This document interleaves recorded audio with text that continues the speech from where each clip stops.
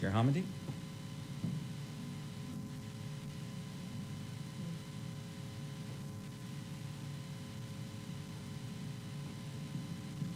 Good evening. Come on over just a little bit. Okay, thank you. We have a whole team here today. All right. I'm Jennifer Hamady, and I'm chair of the National Transportation Safety Board.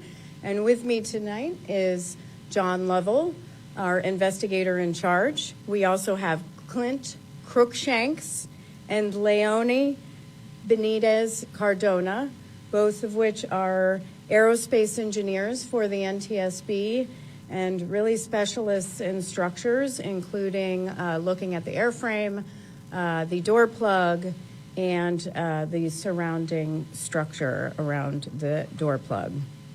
Now, one of the NTSB's core values is transparency.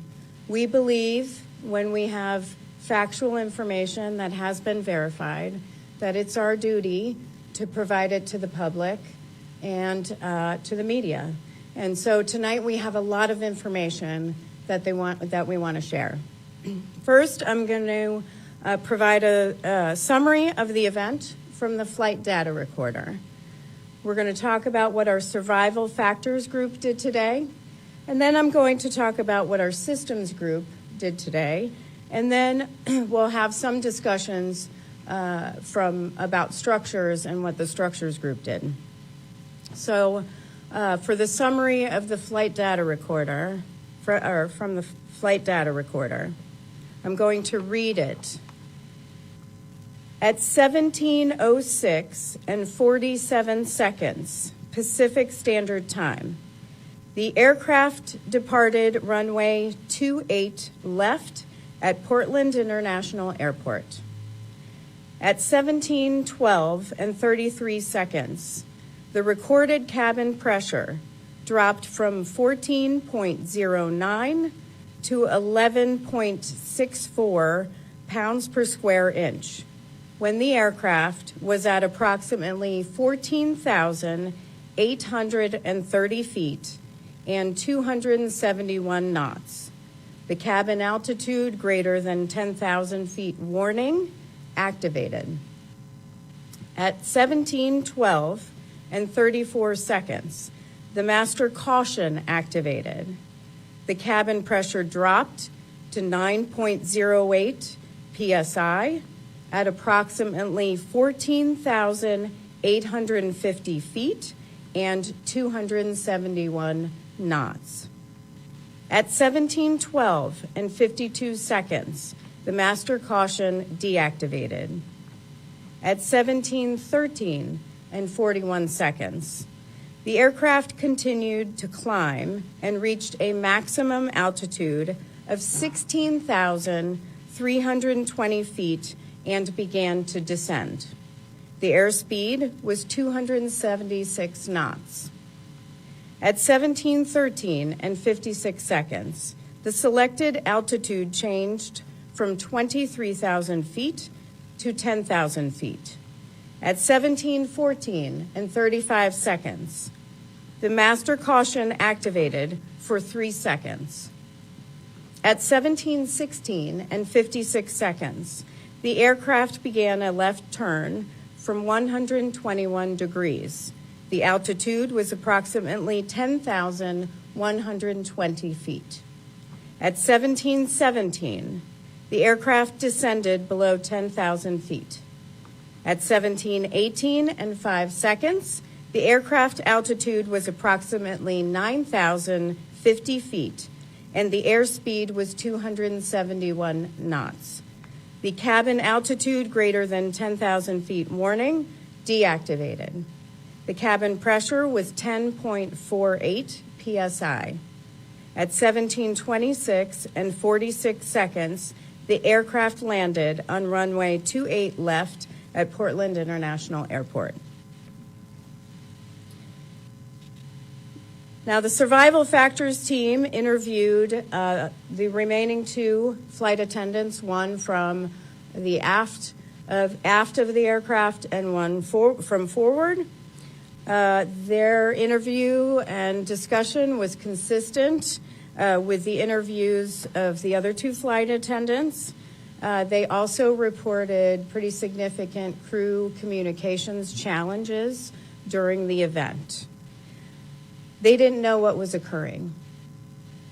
They were certainly concerned, they stated, about the 4 unaccompanied minors, and their focus was on them and the 3 lap children at the time. The 2 flight attendants in the aft outboard seats in the aft galley had difficulty seeing what was going on in the cabin and in the aisle. It's very difficult from that location to see anything. There is a very, very small mirror provided to look down the aisle. It's not sufficient. So it was very difficult for them to see. The flight attendants mentioned that the communications was so poor that they felt like they really needed guidance and information, and it was a pretty terrifying event. Now, with that said, I know that a lot of media is reaching out to the flight attendants. The interviews have been very emotional. This was a really significant event with zero information at the time. There's a lot of trauma that they are working through. It's going to be a long process. It was terrifying. I would ask, the NTSB is asking, please give them that time. They are working with peer-to-peer counselors, and they just need that time to heal, and they have asked us to mention that in this media briefing, and I would really ask that you respect their wishes and give them that time to really begin to process what they experienced. Now, the cockpit door. We found today that the cockpit door is designed to open during rapid decompression. It is designed to open during rapid decompression. However, no one among the flight crew knew that. They were not informed. So Boeing is going to make some changes to the manual, which then hopefully will translate into procedures and information for the flight attendants and for the crew in the cockpit. As far as the oxygen mask, that we weren't sure if it deployed or if it was stuck, it did deploy. We interviewed the passengers in that row, and they had put the oxygen mask back up in the panel, which was the other thing we suspected. But it did deploy and was working. Now on to systems. Our systems group focused on the cabin pressure control system on the aircraft. This is the auto pressurization light that illuminated that we have gotten a lot of questions on. This system is designed as a triple redundant system with one primary cabin pressure controller. It's a computer system. There is a secondary cabin pressure controller, that's a secondary computer system. And then there's a manual controller. So there are, it's a triple redundant system. That means that if the primary controller fails, the flight crew switches to the secondary controller. If that fails, they can switch to manual. Any one of these systems is fully capable of maintaining safe cabin pressurization. In fact, if either one of the computer systems is inoperative, the FAA allows the operator to continue flying the aircraft.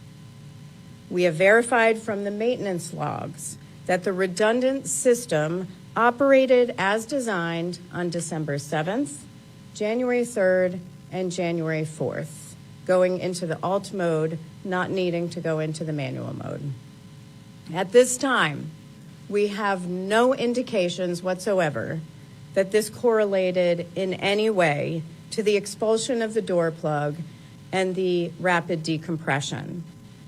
Now, the NTSB is very thorough, so we will go back and look at the flight data recorder, and we will get data on cabin pressure. And we're also going to download the memory on the cabin pressure controllers. We may have to pull the units to see why it was acting up, but we have asked Boeing for a specialist to arrive tomorrow to work through this, so we can just go through the rest of it. But again, no indication of any correlation between the two. With respect to the ETOPS restriction, Alaska Airlines reported to the NTSB that their internal policy is to restrict aircraft with multiple maintenance write-ups for certain aircraft systems from flying ETOPS flights for a period of time. That's not required by the regulation. That is an extra step that Alaska Airlines put in place. Now, ETOPS stands for Extended Twin Engine Operations. What that means is that ETOPS permits twin engine airplanes to operate over a route that contains a point further than 3 hours flying time, 3 hours for this aircraft, from the nearest airport. And the restriction was put in place per Alaska as an extra step to ensure safety and to allow them to conduct maintenance. As for the structures, I want to start by thanking Bob, who all of the media successfully outed. But Bob apparently was a star with all his students today. I really want to thank the community overall. I can't thank you enough. Every time the NTSB asks for help, every single time the community pulls through. And I just want to say thank you to everyone. I especially want to say thank you to Bob. I'm sure he was a hit at school today, so that's very exciting. We did go out at 7 a.m. this morning to retrieve the door plug. We are still looking for the bottom hinge fitting and a spring. It's a pretty large spring. The fitting is a green circular piece with a hole in it. It's not key to the investigation. This is not something that's key to us determining anything or ruling out anything. We're just fine. But it's always nice to have some of the pieces if you find it. And if anyone does, please call NTSB. Please email us at witness@ntsb.gov or contact local law enforcement. Again, I want to thank local law enforcement and the FBI for helping us also look throughout the early stages of our investigation. I will mention that community members also found today a plastic window frame and a headset and headrest, and turned that into the NTSB. So we really appreciate that. Thank you.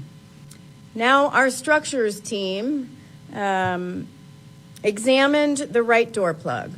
So the door plug on the left is what expelled the aircraft. They examined the right door plug in its installed position today and found no discrepancies. Everything was in place. Now, again, they examined it in the installed position. At some point, they may look at it in the position where you would conduct maintenance, which is 15 degrees down. That's still to come. Now, tomorrow we also plan to do a 3D scan of the left opening and match it up to models and drawings to ensure that we're not missing anything. We're also going to send components and the door plug back to our lab in DC for further examination. Now, what we did want to provide to everyone today in real time is what broke. We are going to provide what broke.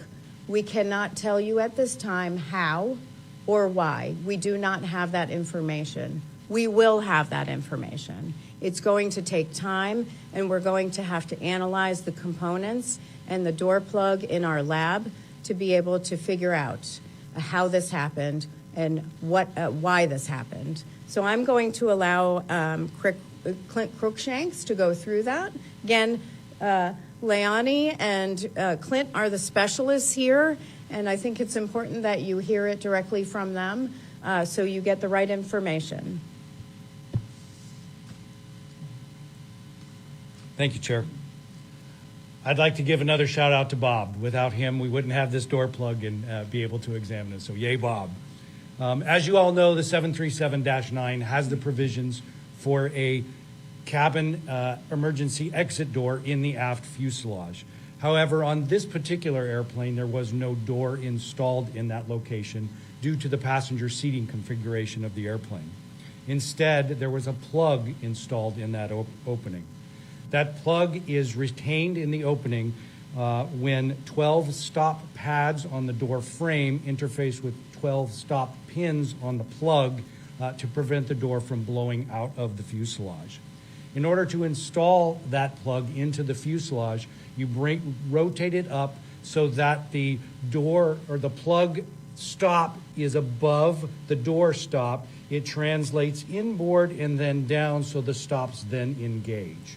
At that point, 4 stop bolts are installed in the mechanism to prevent that plug from translating upward, disengaging those stops. There's also a guide roller on each side, on the upper side of the plug, or on the upper side of the door frame that engages with a guide fitting on the plug to establish the location in the opening.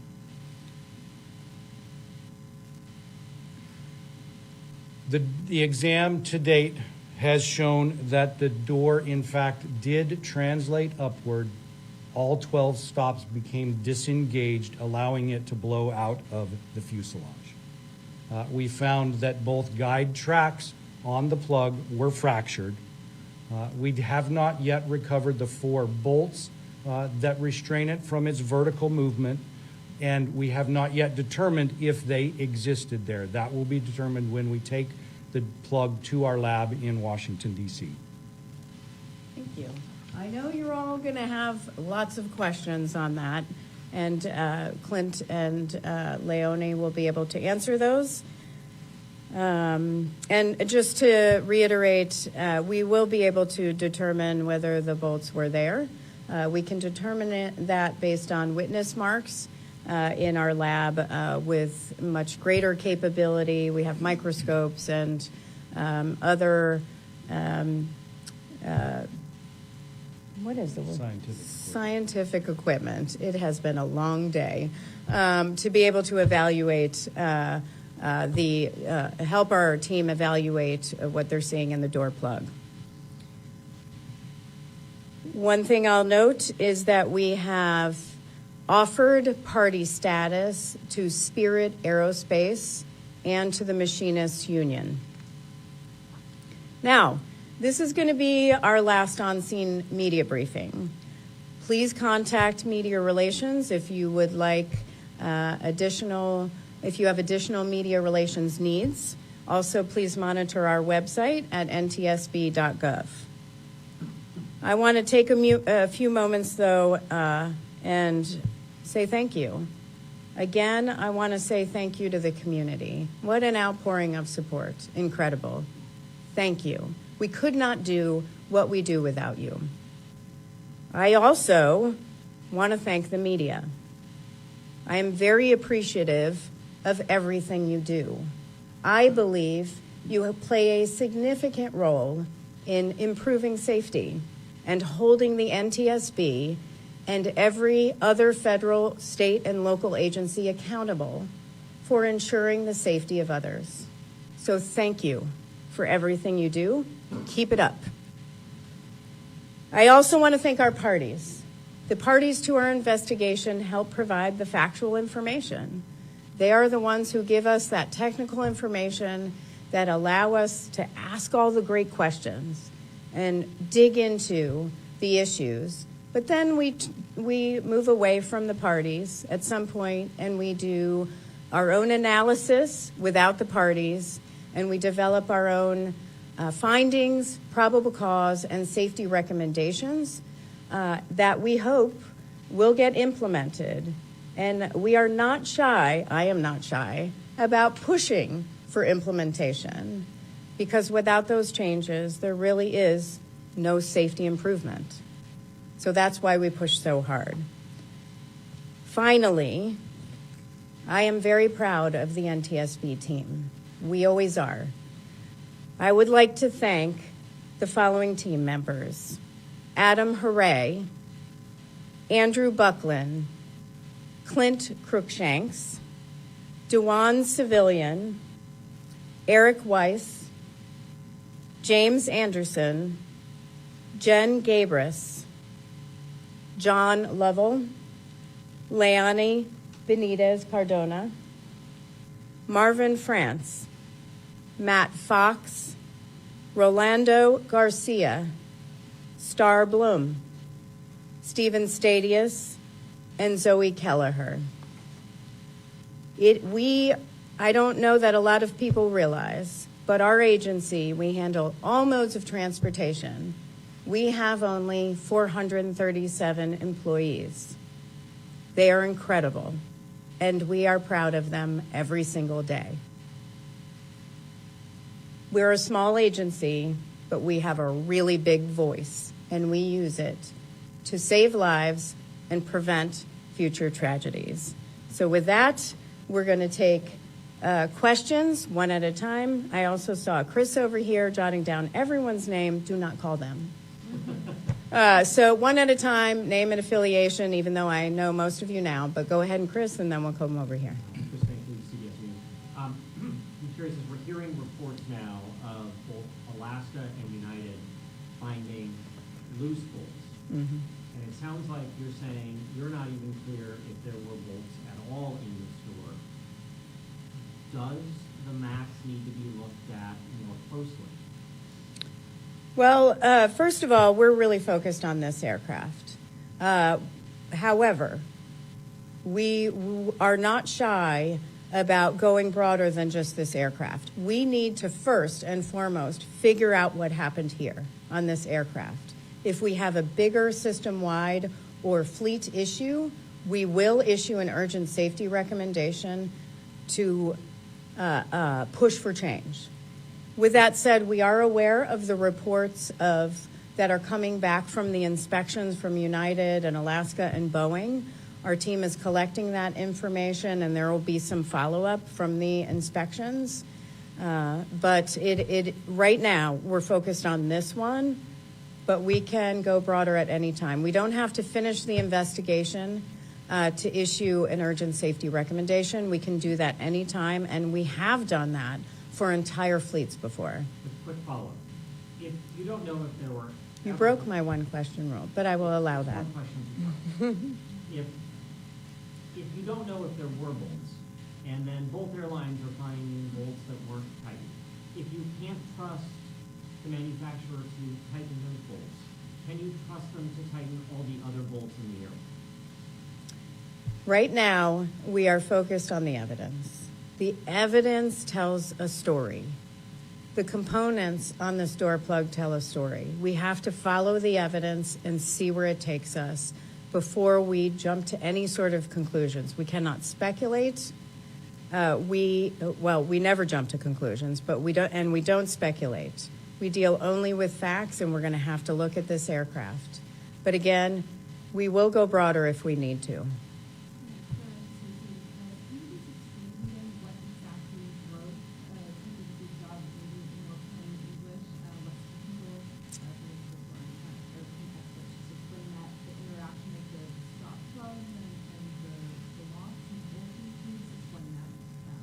Yeah, and I'm going to ask Clint to correct me at any point. There are two hinges on the bottom, those hinges, and there are two roller fitting guides, roller guides. The purpose of the hinges in those guides are to get the door onto the aircraft and to allow it to move outward for maintenance, that outward for 15 degrees. It is the two guides on the top that broke.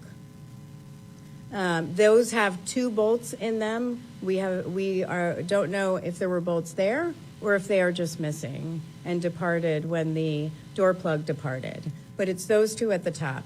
The bottom hinges were also missing those bolts. We can't make we don't know if they were there or if, again, they came out during the violent explosive decompression event.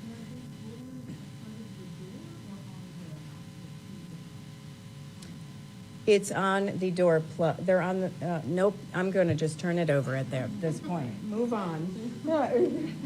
So the guide rollers are installed on the fuselage. The guide roller tracks are installed on the plug. We found the guide roller tracks were fractured. So if you imagine these six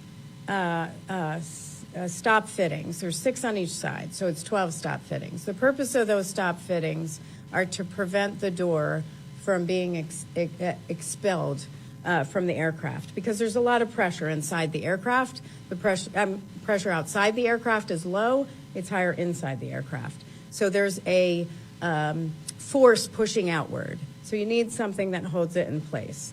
These 6 stop fittings, there's 6 of them on the door plug and 6 of them on the frame, the door frame. They match each other. So if you imagine high-fiving somebody, they're hitting each other, preventing that door from coming outward.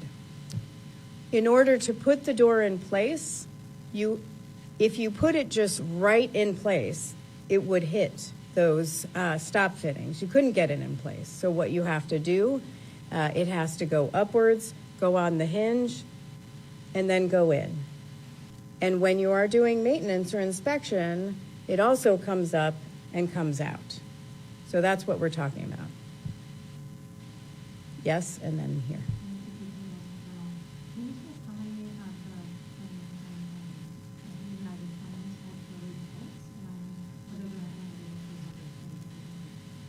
I don't have we don't have information on how many of the question is on how many of the United planes had loose bolts.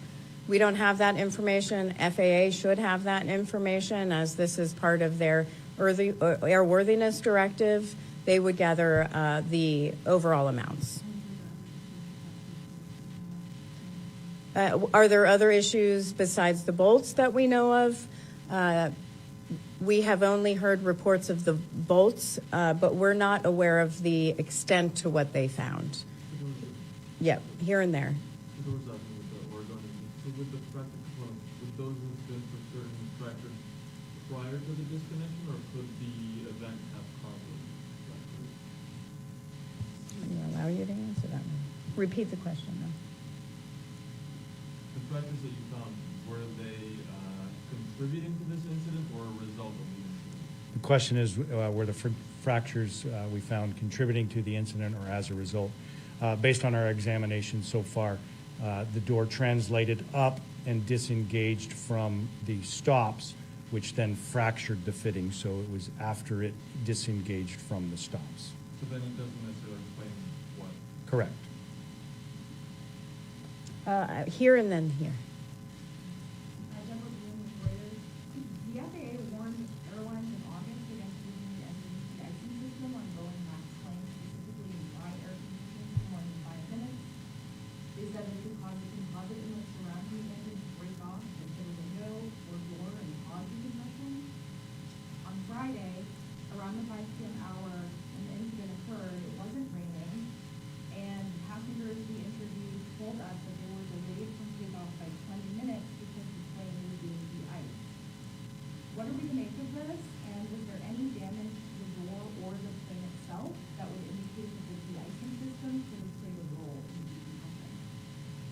can address that. You have relayed a very elaborate scenario, which there is no evidence to support at all. De-icing is a procedure that is done routinely during the winter periods, and there are no indications that is contributory in any way to this event. Yes. You talked about the technical capabilities. You talked about interviewing the flight attendants. Could you comment on sort of when you interviewed the pilots and the staff? The question was on what came of the interviews of the pilots. So for the captain and the first officer, they described very loud environment, chaotic. At the time, they heard a bang, and then some pressure changes in their ears. They mentioned that the door had flown open at the same time. A flight attendant had attempted to close it a few times, eventually succeeded in that. The one of their checklists, their laminated checklist, flew out the door when the door also opened. They described it as very loud, windy at the time, and they had trouble communicating. They had trouble hearing each other.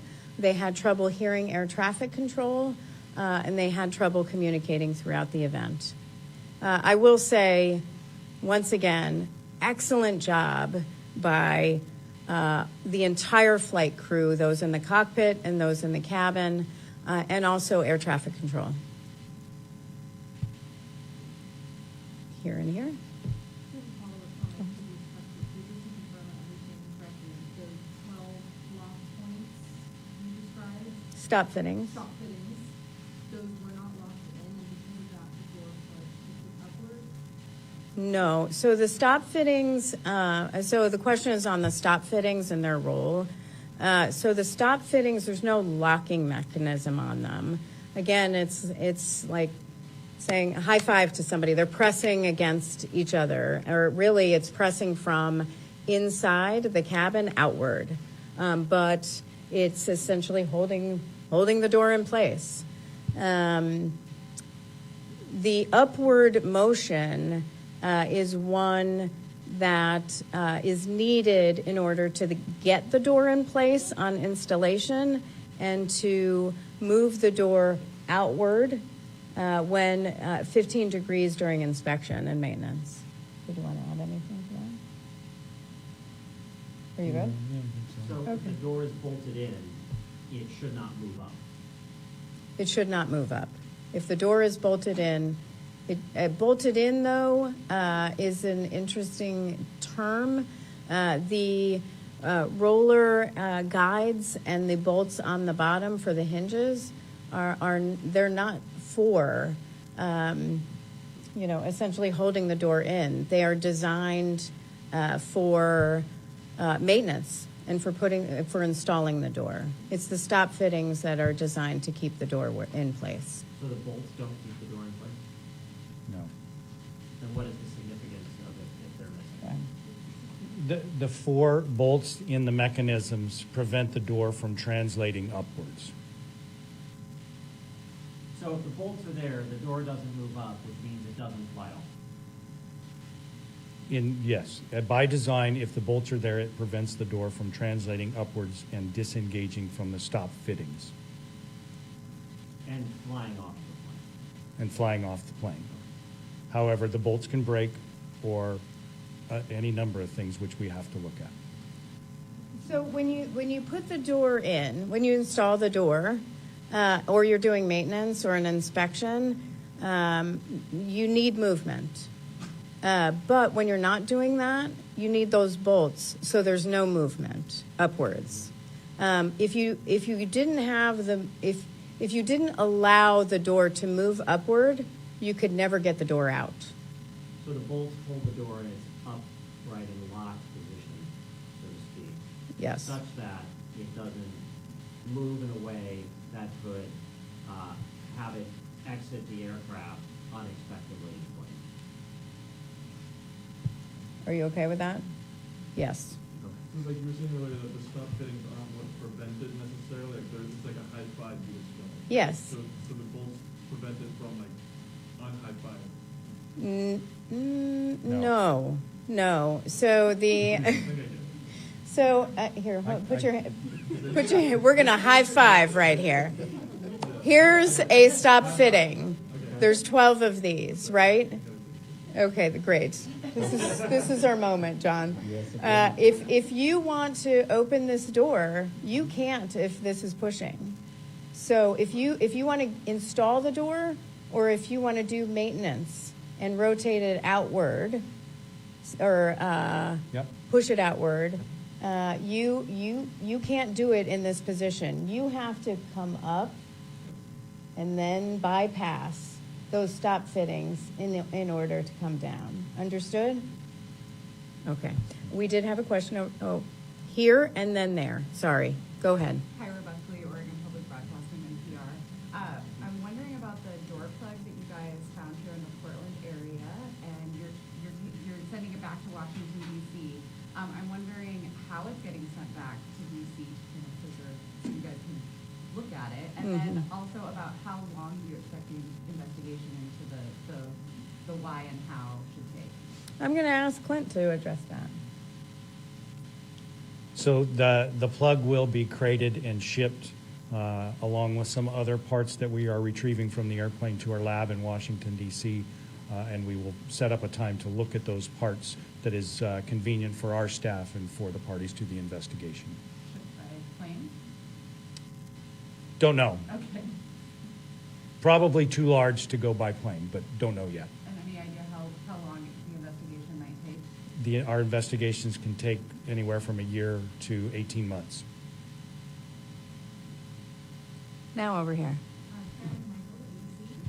Wondering if looking at the more widespread report that you were considering, is there any indication of how many folds are handled, if it's engineering or torque or something else?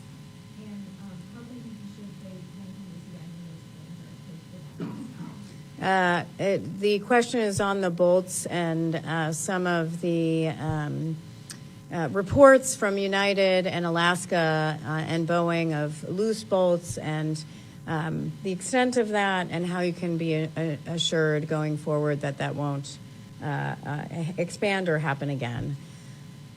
That is something that is, it's a great question for the Federal Aviation Administration. They are really spearheading efforts to inspect these planes and working with Boeing and the operators on how the inspections will be performed and learning what repairs will be made. So that's something that I would direct folks to the FAA for.